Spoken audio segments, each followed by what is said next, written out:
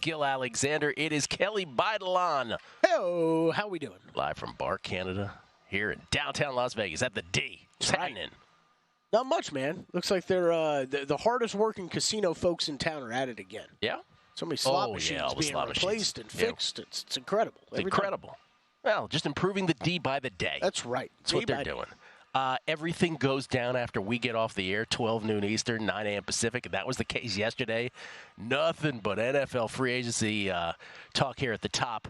Still to come, though, of course, today. We must talk college hoops as a bevy of tournaments begin today. Now we're talking.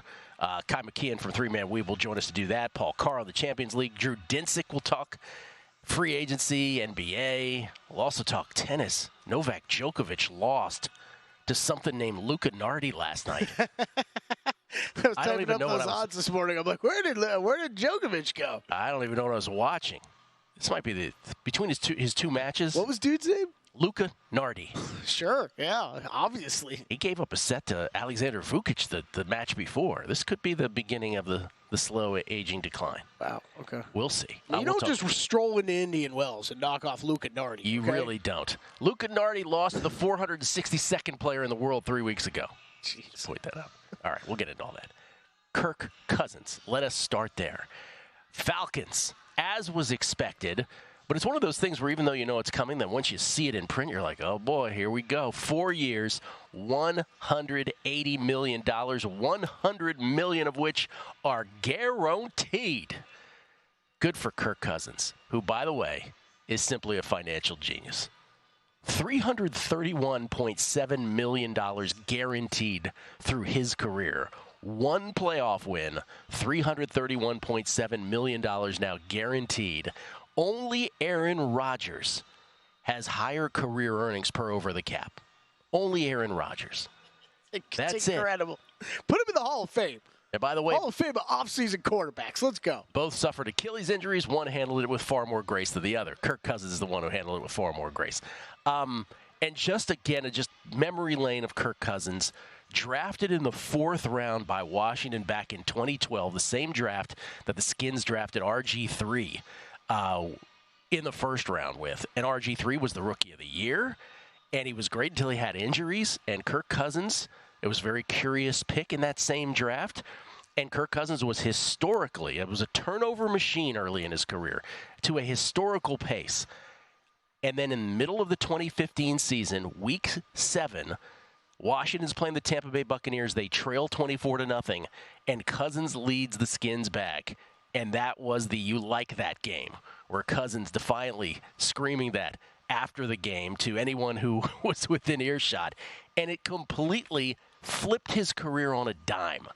And what ended up happening after that is then because Daniel Snyder refused to give him a long-term deal because, he was all about RG3, still hoping on that. After the rookie deal, Cousins $20 million in 2016, $24 million the next year in D.C. It would have been north of 30, close to 40 if they had done another one-year deal on a franchise. Instead, long-term deal, 3 years, $84 million with the Vikings. And I remember at the time saying to folks, hey, look, Minnesota's going to go through the exact same thing that all of us in Washington did, which is the conundrum that is Kirk Cousins. And what does that mean? That means that when Washington was deciding and the fans were debating, do you keep this guy, do you not? It gets back to the old thing, Kelly, of you win on a quarterback overperforming a rookie deal or a guy who goes to the Hall of Fame. Now, Kirk Cousins may end up in the Hall of Fame because the counting stats will be there perhaps at the end. But Washington fans were divided in one of two camps, right? There's the guy that throws for 4,000 yards a year. And in D.C., he had his greatest year ever in 2016, where he almost threw for 5,000. He threw over 4,900 yards that year. But since then, 4,093, 4,298 once he got to Minnesota. He's only had 2 years, one of which was this past year where he suffered the Achilles injury, where he hasn't thrown for over 4,000. There's that camp, which is like, well, of course you got to keep Kirk Cousins. He's one of the best quarterbacks in the NFL, and what's the alternative? Of course you keep him. And then there's the other crowd that's like, well, you'll never win a Super Bowl with this guy because let's just take QBR, which is scored out of 100. Here's Kirk Cousins' QBRs since that 2016 season when he threw for almost 5,000 yards. 56.2, 59.5, 60.4, 55.8, 58.3, 52.3. Last year, the exception before the injury, 63.2. Still, though, it depends what lens through which you view a guy like Kirk Cousins. Nonetheless, the Falcons have him stacked on offense with the likes of Bijan Robinson, Drake London, and, of course, Kyle Pitts. They become the instant favorite. They were already the short shot in the AFC South, but now they're in minus money. They're minus 115. That adjusted from plus 130 to win the NFC South. And I guess I say to you, Kelly, here's the thing. So the Vikings fans are having the exact same debate as Washington fans are. Kirk Cousins has managed to not only make tons of money, second most to Aaron Rodgers throughout a career, he managed to be beloved by two fan bases. I don't think there's anyone in D.C. or Minnesota who doesn't love the guy. There is that debate, though. Like, could he have ultimately brought you to a Super Bowl? Could you, or was this just going to be a guy who accumulated stats and failed in the biggest situation? That was always going to be the debate. I think both fan bases have that. Now he goes to Atlanta, where it's in a bad division. So the Falcons' thinking is, this is the dude that's going to win us the division. Poor quarterback play last year between Heineke and Ritter. We'll get a home playoff game because we'll win the division. Baker Mayfield and the Bucs have something to say about this, I get. But we'll win the division. We'll get a home playoff game. Then all we're asking this dude is to win two, ideally, if not three, let's say, games in the postseason to get us to a Super Bowl. That's the calculus. Yeah. Can they do it, or is this just they'll win the division and they'll fizzle out in the playoffs? I mean, probably the latter, but, it's still it's March 12th. There's still an offseason to go here of what other moves could happen, so I think that will clear itself out, but the NFC is still not overly strong. So you're right. You put yourself in a position where you are the absolute favorite in that division, and I don't even think – like the Bucs, I was the guy last summer. Was like, this Bucs team might not be so bad. Okay, they definitely, over exceeded what I thought they were going to do last year. But then, I think we're probably a little too high on them going into this year, even with those guys coming back. Like Baker Mayfield, I think we went from down too low on to now we're too high on. Looking for a job in a league to a 9-figure contract. Exactly. So, I mean, I love the move by the Falcons. I all I could think about yesterday, Gil, was they sure had a lot of money left over from that time they just went out to go get Deshaun Watson, then couldn't get him in there to Atlanta. So they had that money left over. Love the move by Atlanta. I'm still a little surprised he didn't end up back in Minnesota, just because of the. I hear what you're saying with the quarterbacks, and I don't think anybody has an answer with Kirk Cousins on that of what kind of guy is he exactly. It's the Kirk Cousins conundrum. Exactly. But the part I'm surprised about is because of what they're dealing with Justin Jefferson, and you're trying to convince this guy to stay there long term. Man, it sure seemed like it worked really well with Kirk Cousins, so surprised they weren't able to figure out something just from that standpoint. Well, and to my point about, Washington has looked for a quarterback ever since Kirk Cousins, one that they could hang their hat on. The Vikings begin that phase, perhaps, of their franchise history with Sam Darnold, it looks like now. The Vikings go from plus 450 to win the NFC North down to plus 650. The Vikings also this morning, in case you missed it, Adam Schefter reporting that Aaron Jones, after the Packers did him dirty. Yeah, I love that. And signed Josh Jacobs. Aaron Jones is going to sign with the rival Vikings. 1-year deal, per Adam Schefter this morning. That hasn't been signed yet, but that's what's being reported. So, that was a bigger carousel yesterday where the running backs were nuts yesterday. And we talked about this, how there were so many available. Josh Jacobs gets the biggest deal of the bunch. 4 years, $48 million to go to Green Bay. Saquon Barkley, the biggest name of the bunch and perhaps the most consequential, at least in terms of moving odds. 3-year, $37.7 million deal with the Eagles. By the way, do the Eagles have a salary cap? They get anybody they want any year. They just don't have a defense. They got Bryce Huff yesterday, though, also in free agency. DeAndre Swift, 3 years, $24 million to the Bears. Tony Pollard, 3 years, $24 million to the Titans, in case you missed that move. Then the Giants, curiously, replacing Saquon with Devin Singletary, 3 years, $16.5 million. And if you want to go further down the list, Antonio Gibson to New England, 3 years, 11.3. Austin Eckler to Washington, because that's what the Skins do. We get running backs that are washed. Sorry. And then the Chargers, Gus Edwards goes from Harbaugh to Harbaugh. 2 years, $6.5 million. Eckler's been good still. I mean, he might be washed as soon as he steps on the field for Washington, but well, any excitement was tempered by the fact that, I don't know, was he dinged up at this point? Like, that's sort of the reaction there. There were other moves. I mean, it was everywhere. Gardner Minshew to the Raiders. I didn't see that coming. I didn't see Darnold going to the Vikings, certainly. I didn't see Gardner Minshew going to the Raiders. Do either one of those moves move the needle for you, though? They do. Well, they move it downwards in the case of Darnold, for sure. With Minshew, I don't know. Like, he just always seems like he's on the doorstep of doing something. Yeah. I know a lot of people can't stand him. I'm not in that group. I'm not in that group. I think he's okay. I just think I think the Raiders, who already weren't great with Derek Carr, have somehow gone incrementally worse at quarterback every year. Oh, yeah. It's very true. Let's see if Gardner Minshew, well, at least in the case he won't look exactly like Derek Carr, like Aiden O'Connell did with the same number and the same stature. Right, exactly. Yeah, and at then least that. Justin Fields still looking for a chair in the game of musical chairs. With the running backs, I'm wondering how much Derrick Henry was like, whoa, I didn't think there was going to be this much interest. Let's pull back and wait here. We'll talk about more division odds moves coming up later in the show with all of these moves. Free agency week, man. There'll be more to come today. Yeah. Drew Dinsick on the other side. His thoughts on the NFL, Djokovic, the NBA. It's a numbers game at VSiN, the Sports Betting Network.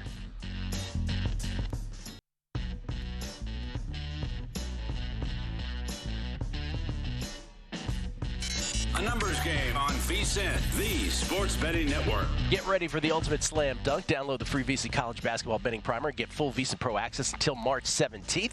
This primer will have tournament betting tips and trends for every round, plus strategies for brackets and betting futures. Bet the tournament smarter this year. Download the free Men's College Basketball Betting Primer now and get free VSiN Pro access to everything we do through March 17th at vsin.com/guide. That's VSIN.com/guide. And, of course, we'll have Kai McKeon from Three-Man Weave coming up to talk all college basketball tournaments. And with so many bottles to choose from, it's easy to find your favorite, all at the lowest prices for over 30 years. Find what you love and love what you find at Total Wine & More. Drink responsibly.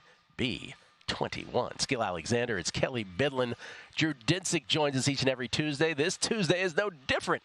He's the host of Not One But Two podcast, Deep Dive Dinsick Classic, which he does with Andy Molitor. And, of course, NBC Sports Bet the Edge, which he does with the great Jay Croucher. It's Drew Dinsick at @whale_capper on Twitter, courtesy of the Progressive Guest Line. How you doing, Drew? Oh, I'm doing tremendously well. How are you guys this morning? We are well. I was framing Kirk Cousins last segment, and I know everybody's talking about the money he's made in his career, which is obviously perhaps his finest feat. But the way I think that he's just a unique character is not only has he made the most money of anybody ever, guaranteed besides Aaron Rodgers, but he's managed to do so while being beloved by two fan bases, I think universally, while winning nothing really for either of them, yet having this tantalizing ability to still accumulate stats and have this debate that is created from it, like, yes, we love him, yes, he makes all this money. Some people think you have to keep him. There was Minnesota and Washington fans that thought that, because the alternative is then you go into the quarterback netherworld after that, which was the case for Washington, has been, might be for Minnesota. We'll see. Sam Darnold might start that out.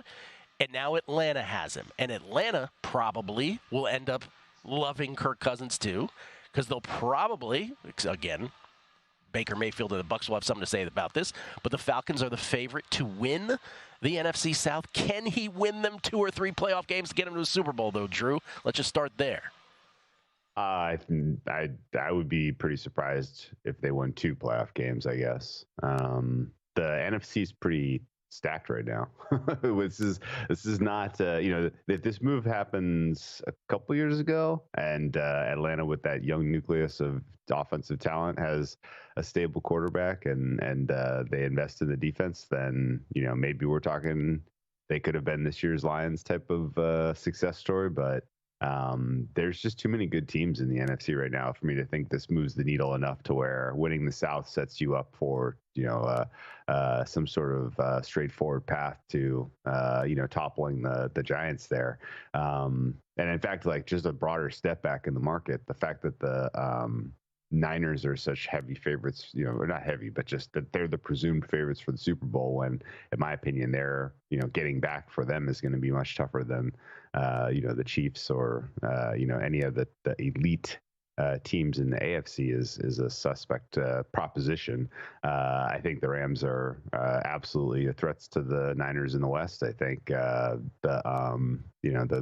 what we saw from the Packers in terms of that young nucleus taking a step forward, combined with the Lions who seem to be going all in, makes two true blue competitors coming out of the North. And then, of course, there's never really any give up when it comes to Philadelphia and Dallas. Those teams look to be restocking to a degree. And so I think ultimately, you have 6 teams who are fighting for, like 4 spots at the top of the NFC. And I think I would not include Atlanta as one of them, even though Kirk Cousins is headed down there. And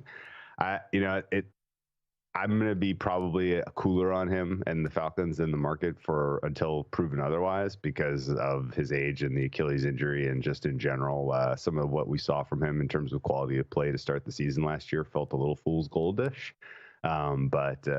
If you can prove that you are fringe top 10 and show enough upside to kind of convince some front office that you're the answer to getting a top 10 quarterback, then, you're going to make the second most guaranteed money despite having relatively weak playoff success. So it is crazy. The funniest, or the most outstanding, kind of Vikings playoff memory in recent history was the, Minneapolis Miracle.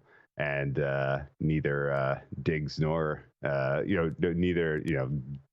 Kirk Cousins or Justin Jefferson was involved in that. Both guys have moved on, it's maybe more interesting what in the world's going on with Minnesota, because they have such a strong nucleus of offensive talent on that roster. And the Sam Darnold move was a little strange. My assumption is that they're very clearly in the market for a quarterback in round 1 of the draft, whether it's trade up or take one at where they stand. So Darnold presumably would be either the placeholder while they develop the next young guy, or, in some sort of quarterback competition with a rookie that would be sort of a faux competition. And either way, paying a guy $10 million to do that seems a little silly to me. Falcons move from 35-1 to 25-1, by the way, in the market to win the Super Bowl. The Saquon deal with the Eagles moves the Eagles from 20-1 to 17-1, or at least that's part of the reason that the Eagles moved shorter to win the Super Bowl. And the Cowboys, by the way, fall back in that process, 14-1 to 16-1, as Saquon goes to a division rival. I'm curious what the move was for you yesterday, if there was one, that moves the needle the most for you, where you were like, okay, that's a thing that is obviously a game changer. Absolutely nothing. There's most of what happened yesterday made me just kind of scratch my head and say, okay, well, I'm not sure the brain trust that this particular organization has a vision that I believe in, and or people just sort of are shrugging their shoulders and saying, well, until we find the next quarterback that can go toe to toe with Pat Mahomes, we might as well just make some splash signings to try to placate the fan base. Because free agency rarely does tip the scales in general. This year feels especially unnotable. I would say that the most important move that's happened to this point in the entire process has been Kansas City re-signing Chris Jones to the deal that they did. He's obviously the most important part of that defense by margin, and keeping him intact and happy, especially considering the highs that you saw from him in their playoff run, I think is pretty important. He's a guy that can flip the switch and, stop the game when you need him to, and that's hugely valuable. So I would say him staying in Kansas City keeps Kansas City pretty clearly at the top of the AFC for me, and that was pretty massive. Otherwise, I honestly, I'm struggling. I'm looking through the entire list right now, and it's like we're giving big old splash deals to guards, and everybody's trading running backs. Like these are big time nothing burger moves. This is what were we talking about with running backs last week, where I made this point about all the running backs? Oh, I was talking about what was it on the context of how there was just a glut of running backs? That quarterbacks, right? Where about the whole Super Bowl, you win a quarterback only with a guy overperforming on a rookie deal, or if you're in the Hall of Fame, and how part and parcel with that is because also the way the economic structure of quarterbacks is, where you're forced to make these 9-figure deals at a point in their careers where you're not sure if they're going to be Hall of Famers. Dak, Jared Goff, Kirk Cousins, right? And part and parcel with that is that there's a dearth of quarterbacks that are any good, right? There's only like 8 to 10 of them any good. But running backs, there's such a glut that they're a dime a dozen. It was the most important position when we were kids. It is not at all anymore. And who knows, like, when that will come back. It may with NIL, when guys realize we should probably stick around in college for a while. That will create a artificial dearth in the NFL. But right now, you're right. It's just a running back carousel. And I think your point about Chris Jones' extension being the single most important thing that's happened so far is probably the greatest point I think that can be made right now, because all this other stuff, and some people will disagree, right? Some people will say, well, Kirk Cousins to Atlanta, I don't know. All they have to do is win a couple football games in the playoffs, and they could be in the Super Bowl. I'm with you. I don't make that leap. Yeah, it's okay.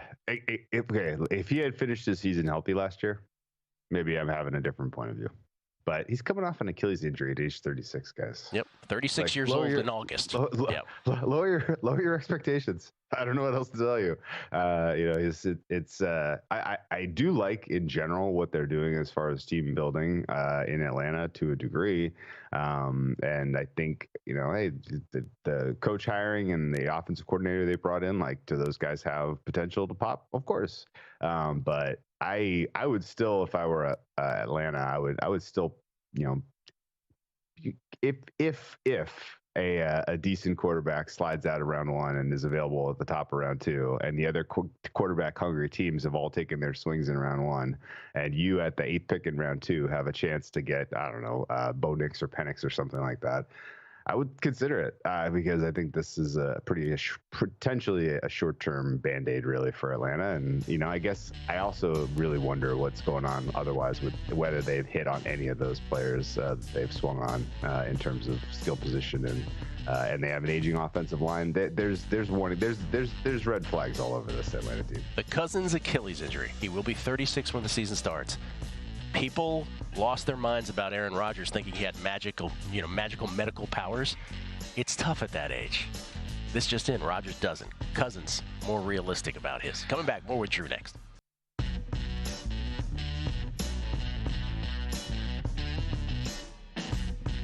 A numbers game on VSiN, the sports betting network. Not a registered VSiN.com user yet? Create a free account today and get VSiN Pro access to everything we do through the NCAA Championship Week leading up to Selection Sunday. That's this week. Sign up today at VSiN.com/Champ Week and get instant VSiN Pro access, including our daily best bets with the leaderboard to see which VSiN expert has the hot hand. Betting splits to show you where the money and bets are moving for every game. Betting systems, premium analysis, and 24/7 video access, plus our all-new NCAA Tournament betting primer. Don't miss out on this VSiN Pro free preview to help you bet the tournament smarter. That's a VSiN Pro free preview.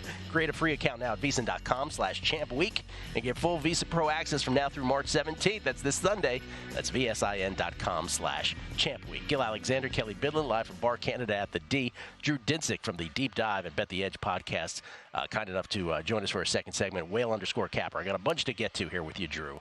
So let's try to do these in nugget fashion. Last thing on the NFL. Move that made you scratch your head the most was? I'm going to say the Dolphins letting Christian Wilkins walk out the door. I thought that was strange. When you hit on a player like that and you have that homegrown talent and he's pretty clearly your defensive leader in the locker room, it's surprising to see that kind of little interest in re-signing a player of that caliber. Similarly, they lose guard Robert Hunt, and if you're just going to kind of let your trenches deteriorate, that's a problem. And then it kind of telegraphs that they're probably in late stages of some sort of market resetting deal with Tua at the quarterback position. And I mean, they're in the toughest spot of all, because like if you've seen what you've seen from Tua through, these last 3 seasons, which has been inconsistent at best and just in general regression over the balance of the season, I don't know how you're making a bet to give him a market resetting contract at the quarterback position and expecting to build a competitive team around him. And so there's definitely a potential for the floor to kind of trapdoor to open under the Dolphins. That's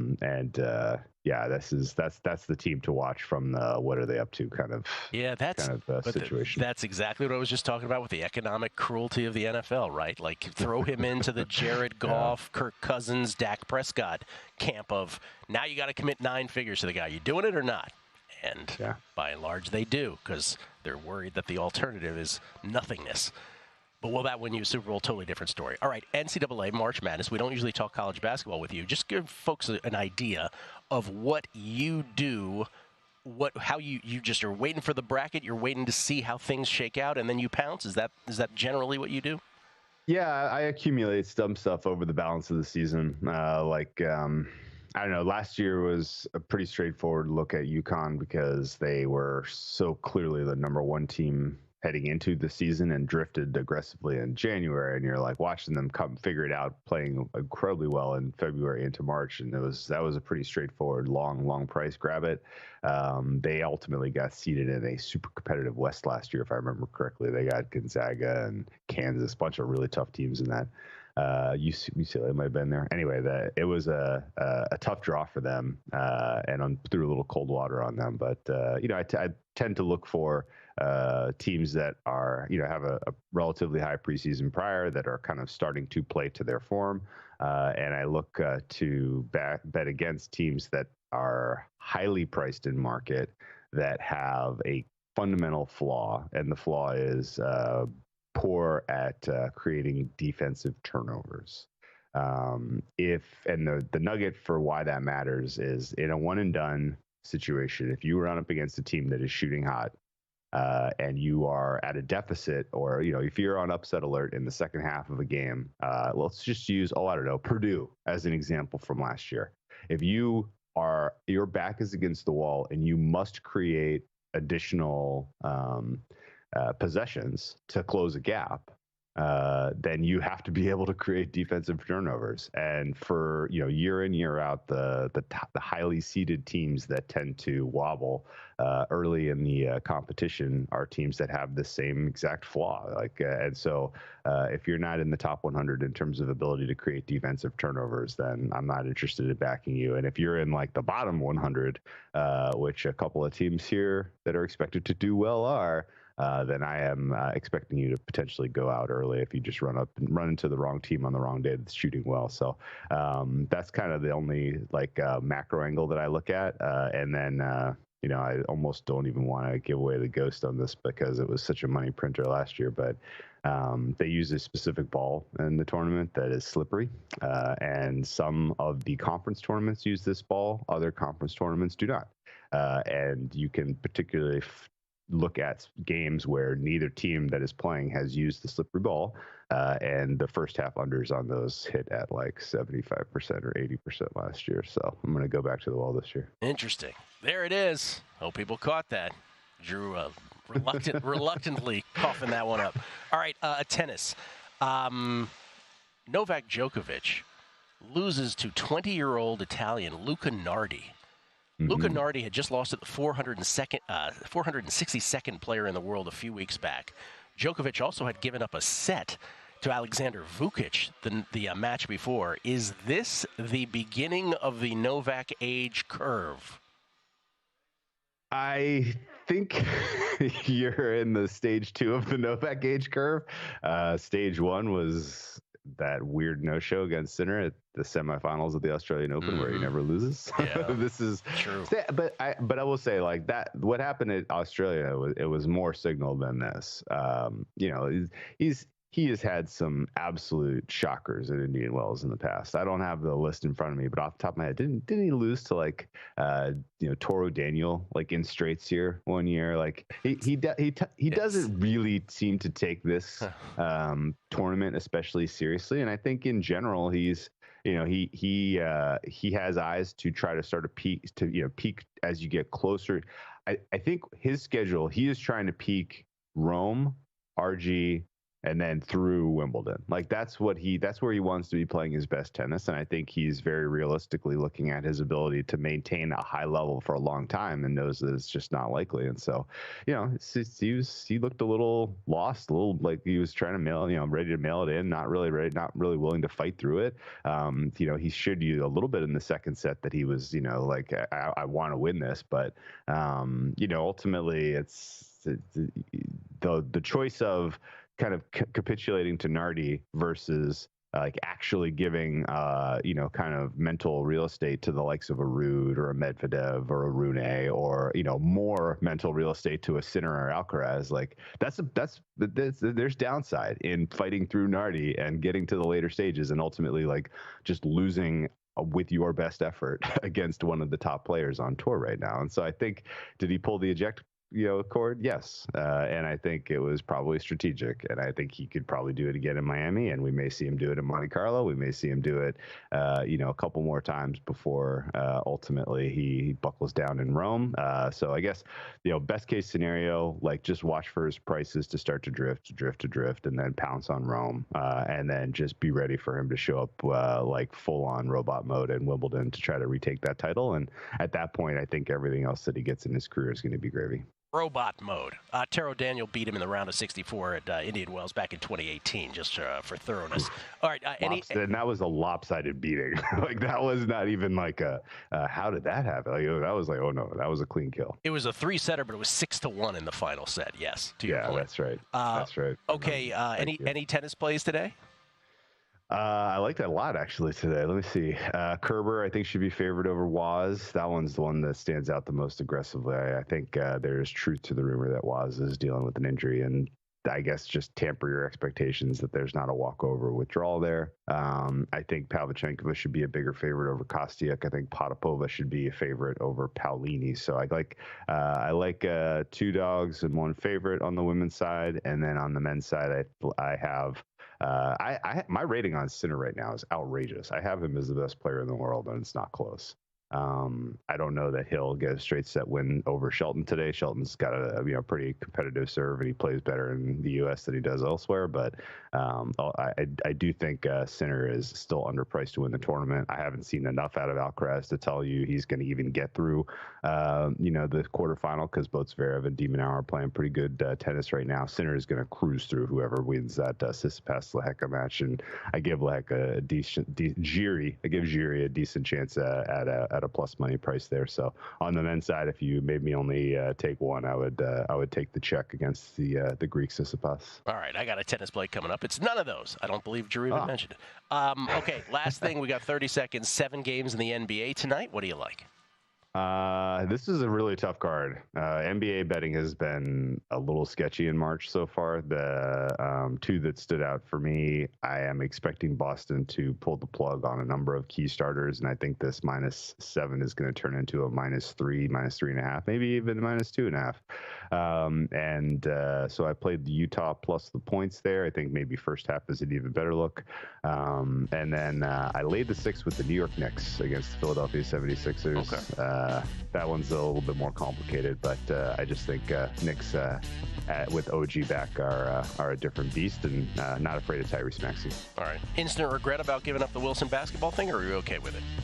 No, not at all. All right, no, just checking. It takes work. Like that's not free money. Like, you got to figure it out. All right. Drew Dinsick, everybody. Thank you, Drew. Appreciate it. More NFL on the other side.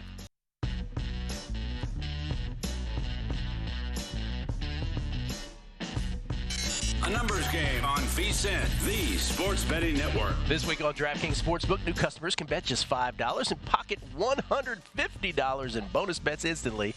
Download the app and use promo code VSiN when you sign up. DraftKings Sportsbook, the crown is yours. Gil Alexander, always appreciate the tweets. We get tweets at Beating the Book. Rick Ollier. First of all, you know what my main feed is filled by? Sean Patrick Griffin. Did you know who that is? Sean Patrick Griffin is the author. Friend of mine. I did a podcast with him in 2011. He wrote the book on the Tim Donaghy betting scandal. Oh, okay. Gaming the game back in the day, back in the early part of the 2010s. I had him on the podcast, did an interview with him. I've been friends with him ever since. Apparently, they're putting Donaghy on some panel with some, like, guys that this is some educational panel, and Sean Patrick Griffin is just losing his mind on Twitter. Oh, man. Screaming at him. Rick Ollier. This goes without saying. But Eckler being successful with the Commodores on a one-year deal would only rank second on the list of successful one-year deals. The title holder for the one-year deals, of course, Gil Alexander at the country station. Hee-haw. It's very true. I don't know if we characterize that as successful, but yes. Was that only a one-year deal? That was 1 year? Oh, a totally one-year deal. Co-host made it 8 months. Silent Mike D. Still hurting from Cousins' miracle win against New Orleans in the playoffs a few years ago. We'll never forget him down in the bayou. A Joe named Jim. Falcons balked at giving Lamar Jackson 4 years, $200 million at the age of 26 last offseason to checks notes. Sign a 36-year-old Cousins coming off an Achilles tear to $180 million a year later. Collude much, NFL? Cousins, one playoff win requiring a miracle. Needle stays put, Atlanta. I'm with you. Everything you just said at Joe Namath. Saw a lot of those going around yesterday. Again, it's just the Deshaun Watson money carry over the past 2 years now. Of like, hey, we got this money for a quarterback. What are we doing? Well, he's talking about Lamar. I mean, no, I know. Yeah. But that was last season when they had the chance to do that. When they were, when the conversations was going on about Watson. Lamar to Atlanta was such a done deal that what was it, Deshaun to Watson? It was Watson that you guys made your bets. Yeah. That's what, like, Atlanta's had this cash. Like, they've had this cash ready to go for a quarterback. And then Cleveland said, "Hey, how about all $253 million of these guaranteed?" Yeah, there was a lot of those tweets going around about Lamar yesterday, though, where it was like, you decided to pass on this last year? And I just want to make that Achilles point one more time because we're going to commercial. Aaron Rodgers got everybody so out of their minds, and all these quack doctors on Twitter, like, agreeing with him because they wanted clicks. Like, oh, yeah, he could come back this year. No! Again, as someone who had it in their 20s and someone who had it 20 years later, it's one thing to have it as a young man. The older you get, the tougher it is. And so these guys, you just can't come back from that injury. Yeah. Like Aaron Rodgers was trying to condition everybody into thinking that he was Superman and could. Kirk Cousins handled it with grace, didn't make it about himself, didn't make the Vikings about him when he was recovering from the injury, unlike Rodgers. We'll see. 36 years old. He will have had time to recover, though. But still 36 years old coming off the Achilles. By the time, by season opener? Well, I mean, Kirk Cousins is not exactly a mobile quarterback to begin with. Yeah, that's true. Right? So it's like that's not his game. It's not really his game. Will he be enough to, move around in the pocket? Sure. Sure, absolutely. By the way, interesting comments by Drew on Atlanta. Well, first of all, I think his Chris Jones comment is the most salient, which I do think that's the biggest thing that's happened so far. Like, the Chiefs just retaining Chris Jones is huge. Yeah. No, it probably is. Probably is the biggest thing that's happened so far. The Wilkins comment, I think, was fascinating also because, again, if you watched not only the Dolphins and know how key of a cog Christian Wilkins was to that defense, but if you watch something like the in-season Hard Knocks, Wilkins is like a major part of that locker room also, like a big personality in the locker room, beloved by his teammates. And Drew connecting the dots between him and some other moves the Dolphins are making to, this is a clear signal that they are setting up to have the room to give a pile of cash to Tua. Again, with that cruel economic structure of, it's coming up. You got to make a decision. Yeah. You gonna throw the kitchen sink at this dude? He's gonna be your quarterback forever, or are you gonna move along? And it looks like they're gonna keep him. They have to. It's just we talk about it often, but like some of these teams, like, you don't have a choice. I don't think the Dolphins have a choice. This is why they always keep him. This is why the Cowboys did it for Dak. This is why, even though Jarrah is going to be like, oh, he's a guy. No, because the alternative is scarier. Right, yeah. Right? And it's not just that in a vacuum, right? I'm glad you picked the Cowboys because I think those two teams are perfect examples of look how much you've built around them. So it's what makes Kirk Cousins leaving Minnesota tough, right? For Vikings fans out there, you had a guy that we at least thought could get the job done. Where are you going to be able to, start over at is a scary thought. And then what does it cause the rest of these guys to, like a Justin Jefferson, to rethink his time there? And the point we were making yesterday, so that's what Drew said about the Vikings. So, okay, Sam Darnold is the stopgap. They're probably going to try to get one of these 6 quarterbacks that are at the top of the NFL draft. Obviously, talking, the group of Caleb Drake May and Jaden Daniels, probably not one of those 3, but of the other 3, the McCarthy, Penix, Nix group. But as we talked about at length yesterday when I went through the sordid history of quarterbacks drafted in the NFL, like that's even a bigger crapshoot to all of this. So that's why this is the NFL talent evaluation is the most inexact science you will ever find. Well, using those words, Sam Darnold, I feel like over the past 2 years has become the ultimate split between what's the public narrative and what do we all think as football fans about him, and then seemingly these NFL front offices that still think there's a lot of talent there. Do you remember there was a point and are willing to give him chances? Do you remember there was a point last offseason where the Niners were like, he's the dude? He's the dude. Remember that? Yes. That was a thing last offseason. By the way, you bring up we brought up the Cowboys. Oh, go ahead. I think Drew's, if the Vikings were able to pull off something like, okay, maybe this is Sam Darnold for a year, and then you got a Michael Penix Jr. or something. I don't know about you, Gil, but that is still Michael Penix Jr. There's still not a quarterback in this draft I've seen throw the ball better than that guy. I love his arm. I love him. I love how he throws the football. I know he's got injury history. I know he's older. I know all that stuff. But, I think there's going to be a team at the end of the first round that could score on him. Oh, sure. But none of us know anything. No. In the end, right? We don't know. It all depends where you end up, who your coaches are. That's the thing. That's the one thing about, baseball is a individual sport disguised as a team sport. Right. If you can hit, you can hit. If you can pitch, you can pitch. Right? Other sports are individual sports. Football is the one, and basketball, talent. It's. I don't care who your coach is. If you're Michael Jordan, if you have amazing talent, if you're Shea Gilgeous-Alexander, pick your player. It overwhelms. Football, you are and will never know the alternative because it doesn't exist in our universe. But if this quarterback had ended up in this system with consistent coaching, what's my line? If Peyton Manning had ended up being drafted by Washington, would he have become Peyton Manning? He probably would have been decent, but not with he had a different coordinator every year. By the way, Aaron Jones to the Vikings, 1 year, $7 million is now official. So Aaron Jones, the spite signing after the Packers did him dirty, let everybody else sign running backs and then cut him. By the way, that's what the Bengals did with Joe Mixon. The Bengals end up releasing Joe Mixon and adding Zach Moss, while the Vikings end up with Aaron Jones after the Packers said, we don't really want Aaron Jones, the heart and soul of this team. We'll take Josh Jacobs. I can't wait to see Josh Jacobs have a mess season next year and Aaron Jones be awesome. Me too. I know we're talking, there's a 3-year age difference there, 4-year age difference. Well, that's all it is, It's right? It's all it is. I know, I'm sure it's nothing personal from the Packers, but man, for a guy who's heart and soul of that offense. I mean, I was banging the drum all last year. It's when he was out, that team was different. When he came back, that team was different and better. I'm just looking for some odds that moved here that induce you to make a bet, that trigger a bet from you. Yeah. The NFC East, by the way, we just talked about Saquon going to Philly, Bryce Huff going to Philly. Again, I joked earlier, it's do they ever have a salary cap? They get anybody they want. Eagles, that much shorter, plus 135. Cowboys, just a tickle. Cowboys are still the short shot, plus 120. Eagles are plus 135. Commodes 8-1, Giants 10-1. Is there anything there that you would bet right now? Do you feel better about the Eagles now? Would you bet them to win the division? I'm just looking for any of these moves that trigger something. Those are flipped, by the way. Eagles plus 120, Cowboys plus 135. Eagles have passed the Cowboys as the favorites in this division.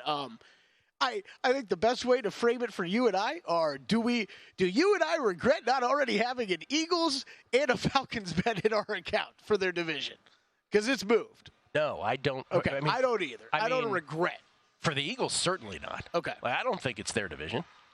Like I said, if the Commodes ended up hitting somehow on a quarterback that ended up being great, this is the division that a new team wins it every year. Mm-hmm. The Falcons, I guess. But if Tampa Bay or New Orleans, we haven't mentioned New Orleans yet. If one of those teams won the division, would you be that shocked? It's the other one I was going to bring up. Think about the odds change. We'll look at them on the other side, but like where they were like even money starting last season, and now they're like 4-1. Plus 340 at DraftKings. The Saints. Dan Lebitard next on the DK Network. We'll come back. College basketball with Kai McKeon. Oh, let the conferences commence. The big ones next.